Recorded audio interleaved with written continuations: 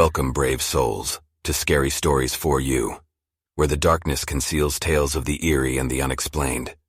In the shadows, we uncover bone-chilling encounters and unravel haunting mysteries that will send shivers down your spine. Tonight, we embark on a journey into the world of the supernatural, where a seemingly innocuous antique mirror becomes a portal to malevolence. Brace yourself for a chilling tale of the cursed object, based on true events that will leave you questioning the boundaries between the living and the beyond. Join us as we delve into the sinister history of this bewitched relic, revealing the secrets it holds and the ominous consequences of a single gaze. As we face the malevolent spirit within, you'll witness the strength of the human spirit against forces that seek to prey on the unsuspecting. So gather close, for in the dark corners of the Enigmatic Relics lies a story that will haunt your dreams and ignite your fascination with the unknown.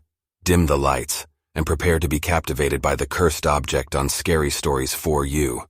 Don't forget to subscribe and hit that notification bell to stay updated on our latest tales of terror. If you've encountered the paranormal or have your own chilling encounters, share them in the comments below and let's unravel the enigmas together.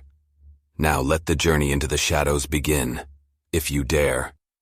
Welcome to Scary Stories for You. In the heart of a small town, nestled amidst ancient forests, there stood an antique shop known as the Enigmatic Relics. It was a place of wonders, filled with artifacts from distant lands and ages past.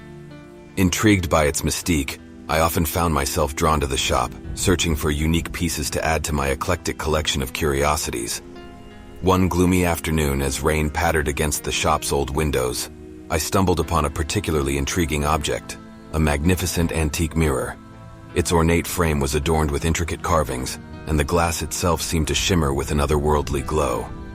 The shopkeeper, an enigmatic figure with piercing eyes, warned me of its dark history.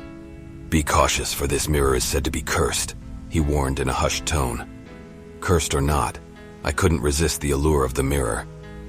Ignoring the shopkeeper's cautionary words, I purchased the bewitched relic, feeling a strange connection to its mesmerizing surface. Once home, I placed the mirror in my study, where I often spent hours lost in contemplation.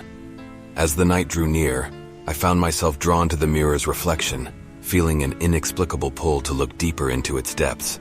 As I gazed into the glass, the world around me seemed to fade away. For a fleeting moment, I caught a glimpse of something unfamiliar, an eerie figure lingering behind my own reflection. My heart raced and I blinked, but the figure was gone, leaving me to wonder if it had been a mere trick of the light. As days turned into weeks, strange occurrences began to unfold around the mirror. Objects in my study would shift places overnight, and faint whispers echoed in the darkness, too faint to discern their origin. A chill hung in the air, even on the warmest of days, as if an unseen presence lingered, watching and waiting. Curiosity quickly transformed into unease, and I sought to uncover the truth behind the mirror's cursed reputation.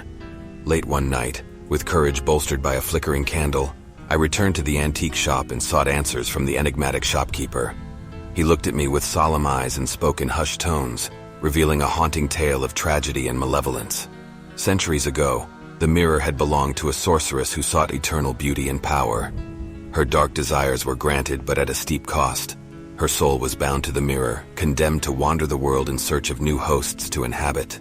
As he spoke, a shiver ran down my spine. The shopkeeper warned me that the mirror's cursed nature made it a dangerous entity, preying on the souls of those who dared gaze into its surface. Inevitably, its victims would become vessels for the sorceress's tormented spirit, forever trapped between the realms of the living and the dead. Determined to break the mirror's curse, I returned home with a newfound sense of urgency. I couldn't bear the thought of becoming another pawn in the sorceress's malevolent game. Researching ancient texts and occult knowledge, I sought a way to sever the bond between the sorceress and her cursed mirror. Night after night, I performed rituals of protection and purification, hoping to free the tormented soul from its wretched prison. The mirror became an object of both fascination and fear, its allure now tainted by the dark presence that clung to it. The haunting figure in the mirror grew bolder, manifesting more frequently, a sinister grin etched upon its ghostly features.